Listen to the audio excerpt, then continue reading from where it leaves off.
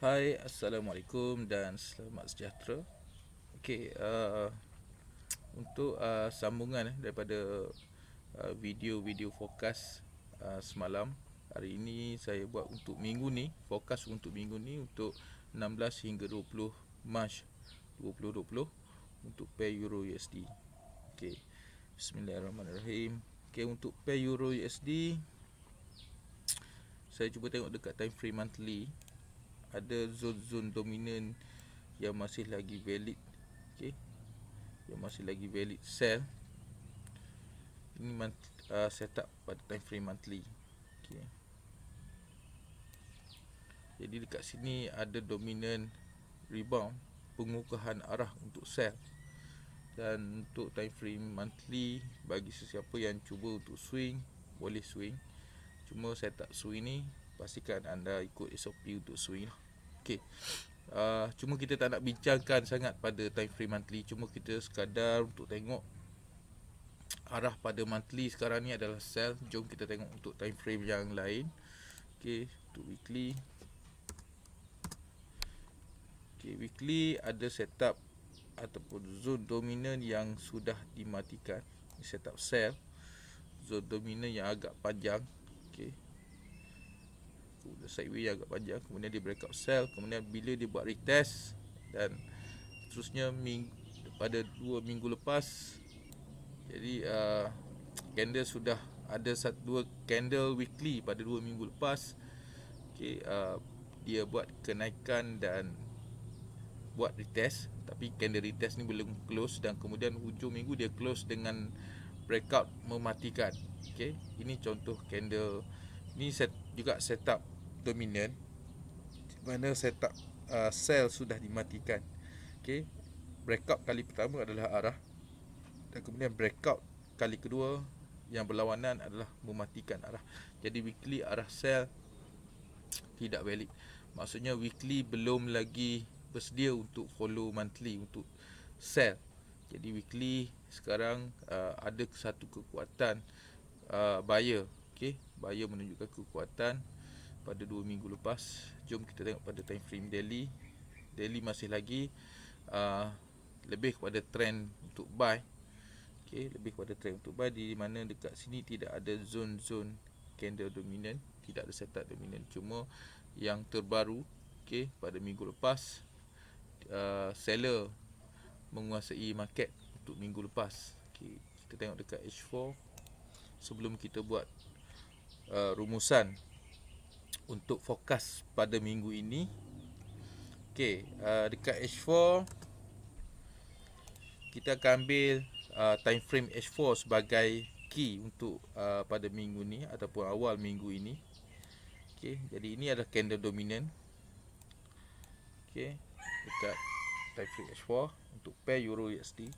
Jika dia breakout, okay, buat masa sekarang sell masih lagi valid.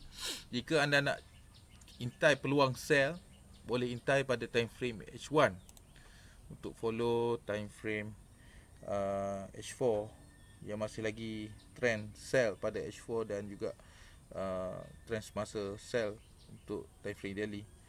Okey, sekarang saya tengok dekat sini ada dekat H1 ada dominan untuk buy. Jadi jika anda nak follow setup H1 sahaja, boleh follow buy untuk setup H1 sahaja.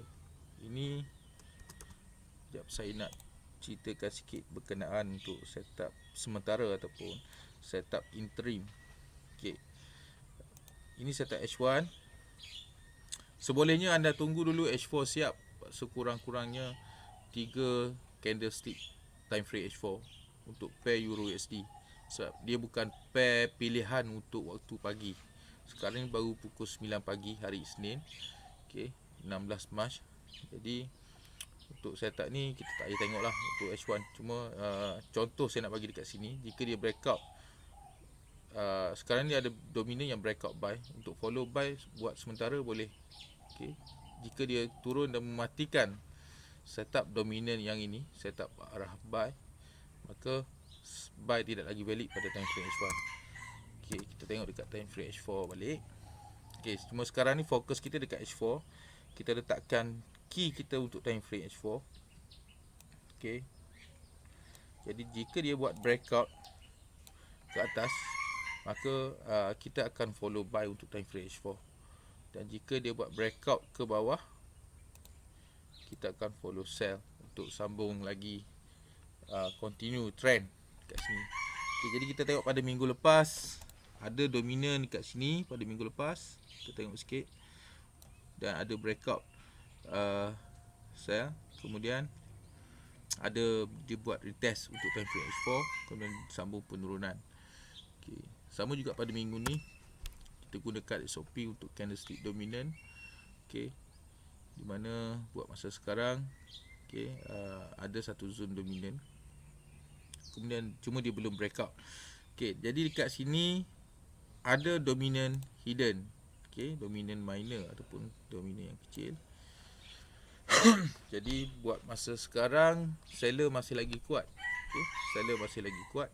So ini candle dominant dalam dominant ataupun dominant hidden. Setup dominant hidden dekat sini adalah setup sell. Okay, anda boleh follow dulu sell. Jika dia buat penurunan lagi, okay, petang ataupun malam ini dia buat penurunan dan breakout dominant yang major, breakout sell, okay, ataupun breakout dengan candle bear, maka dia akan sambung lagi penurunan. Okay, dan setup ni masih lagi valid. Okay, jika dia breakout buy, secara automatik dia akan matikan setup sell yang ini, dan dominant yang major automatik signal adalah signal buy, maka kita akan follow untuk buy pada time frame H4 untuk setup yang baru. Okay, jadi key kita adalah time frame H4. Okay, kemungkinan yang mungkin berlaku, contoh dia buat breakout sell untuk setup ini, kemudian kita dah follow sell. Okay, kemudian dia breakout lagi ke bawah di mana dia buat arah sell untuk major dominant. Okay, kemudian ada tak kemungkinan dia boleh tembus ataupun naik ke atas dan mematikan setup ini. Okay, so itu kita gunakan multi time frame. Untuk price action wajib gunakan multi time frame.